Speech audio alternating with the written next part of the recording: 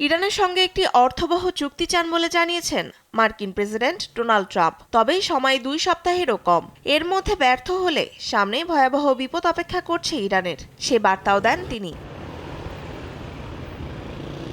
বৃহস্পতিবার গাজার board of পিসের এক সম্মেলনে ট্রাম্প জানান, ওয়াশিংটন ও তেহরানের মধ্যে এখন একটি চুক্তি দরকার, না হলে কঠোর বাস্তবতার মুখে পড়তে হবে ইরানকে। আমাদের একটি অর্থপূর্ণ চুক্তি করতে হবে। তাদের পারমাণবিক অস্ত্র থাকতে পারে না। তাদের পারমাণবিক অস্ত্র থাকলে মধ্যপ্রাচ্যে শান্তি প্রতিষ্ঠা করা যাবে না। তারা যদি রাজি না হয় তবে অনেক খারাপ কিছু ঘটতে যাচ্ছে।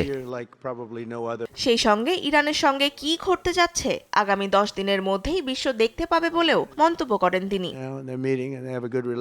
ট্রাম্পের এই মন্তব্য এমন সময় এলো যখন যুক্তরাষ্ট্র ও ইরানের মধ্যে পরোক্ষ আলোচনা কেবল গতি পেয়েছে। তবে কূটনৈতিক তৎপরতার পাশাপাশি সামরিক প্রস্তুতিও বাড়াচ্ছে ওয়াশিংটন। ইরানের কাছে উপসাগরীয় অঞ্চলে দুটি বিমানবাহী রণতরী সহ বড় সামরিক শক্তি মোতায়েন করেছে যুক্তরাষ্ট্র।